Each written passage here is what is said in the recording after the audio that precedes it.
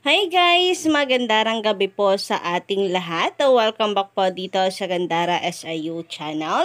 Andito na naman nga po akong muli nagbabalik. Ang nag-iisa ninyong nagmamagandang Kaligitary Gods upang magatid ng panibagong update and latest happenings patungkol sa TVJ. Basta mga balita na may kinalaman po sa Itbulaga, sagot na po natin yan. Ganon din po sa mga chicken chismis sa loob at labas ng showbiz. Kaya naman kung di ka pa nakaka-subscribe, i-click mo na yung subscribe button at ang notification bell para maging updated at una ka sa mga nilalabas nating balita na nasasagap araw-araw. Samantala, update po tayo sa kaganapan kahapon ng welcome back party ni Kuya Will. Ayan, kung makikita po ninyo, grabe, ang dami pong tao, mga kadarikads. Bongga, pinagandaan po talaga ng Will to Win ang Will Party po or pinaghandaan ng TV5 ni Kuya Will ang kanyang welcome back party. Syempre, napaka-importante po ng kanyang pagbabalik sa TV5. Kaya nga 'di ba? Talagang fully booked po agad ang New Frontier Theater na ginanapan po ng welcome back party ni Kuya Will. And since fully booked na nga po yan, narito pa po at grabe, napuno din po ang pangalawang venue ni Kuya Will. And eto nga po yung doon sa Farmers Plaza Activity Center. So, narito makikita po ninyo na dinagsa po ng mga tao.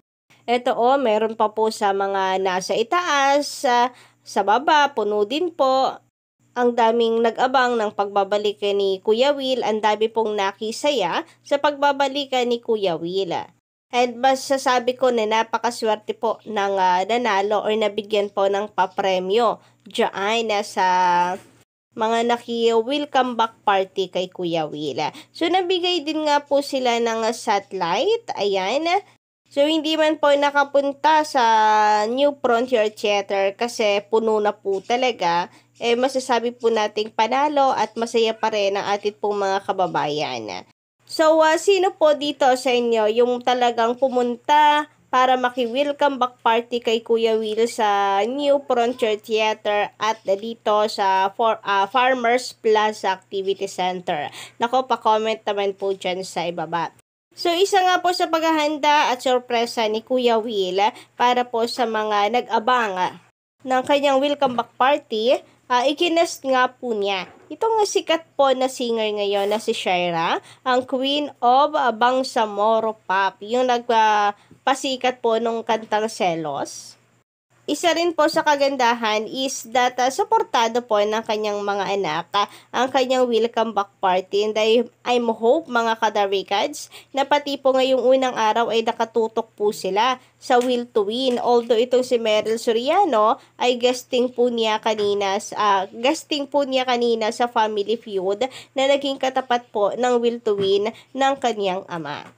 Sayang guys, hindi tayo nakapunta para suportahan po itong welcome back party ni Kuya Will. Pero narito po ang ilan sa mga kuha sa mga kaganapan na doon sa welcome back party na mukhang masaya at pinagandaan po talaga ni Willie Revillame at ng TV5. Nako, maraming salamat din po pala kay MVP na talagang very kingly din ang pagtanggap po muli niya dito kay Kuya Will sa TV5. So, nakakatuwa na ganito po magpahalaga si MVP from TVJ. Ngayon naman ay kay Kuya Will, saksi po tayo. So, narito po pala ang naging guest nila kahapon. Ayan, special guest.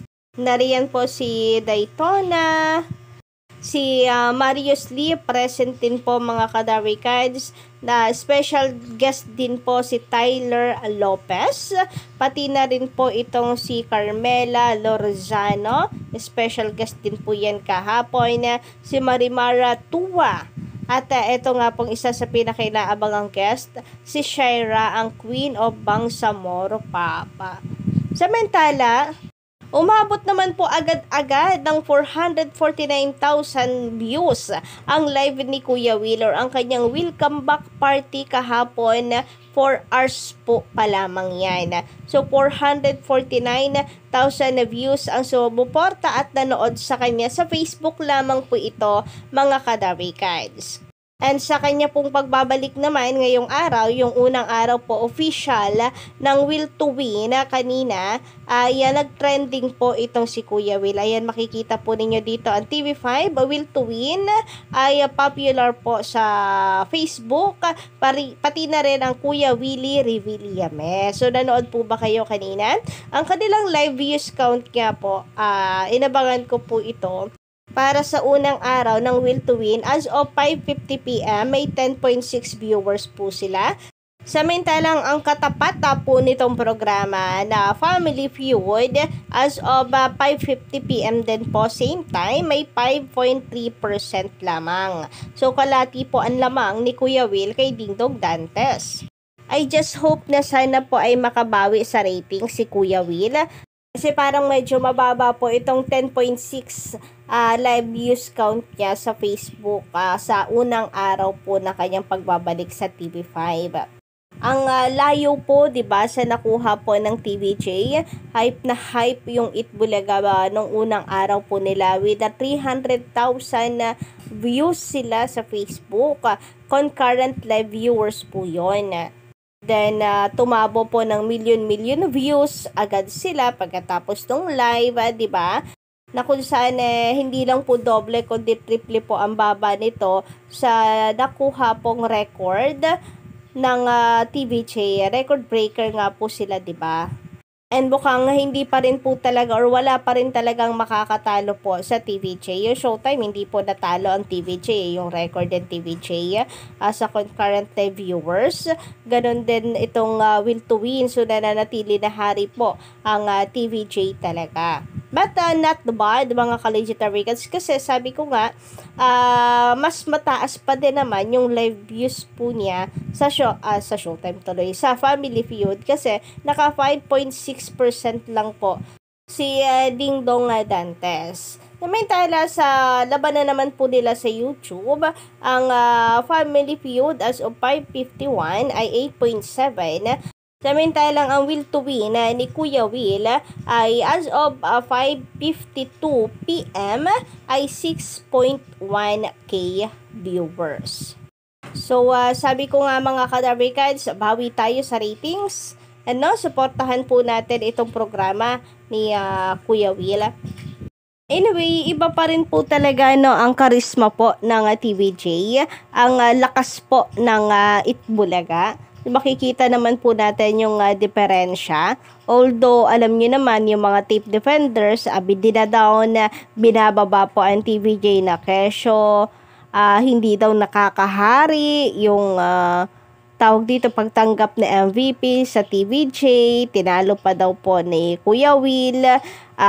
Mas bongga itong studio na ibinigay kay Kuya Will kaysa sa TVJ, kasi di hamak na mas malakas naman daw itong si Kuya Will sa masa compare kay sa TVJ. May sinasabi pa nga sila na ang Will to Win ay puno po ng pagmamahal at pagsuporta ng mga tao ng mabalita ang magbabalik, samantalang ang TVJ daw yung nabasa po natin kagabi na post ni Procloy, ang TVJ daw ay nung lumipat sa TV5 ay inulan daw po ng batikos at tumabo ng mga haters.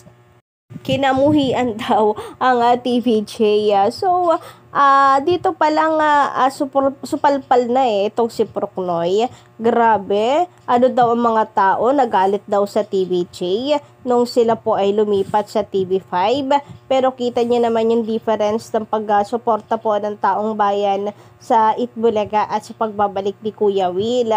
Although suportado natin na itong programa ni Kuya Will, malaki rin ang pagkakaiba naman kasi ng issues, di ba?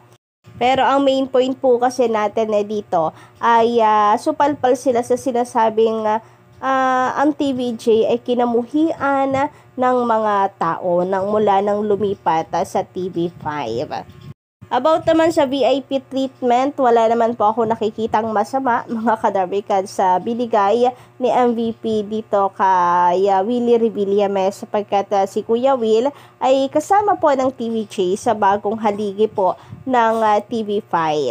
So, dapat lang naman po na magkaroon ng special treatment yung dalawa kasi sila po ay matuturing na mga hari. So, yun lang guys muna ang update natin sa gabing ito. Don't forget to click the subscribe button and notification bell for more updates.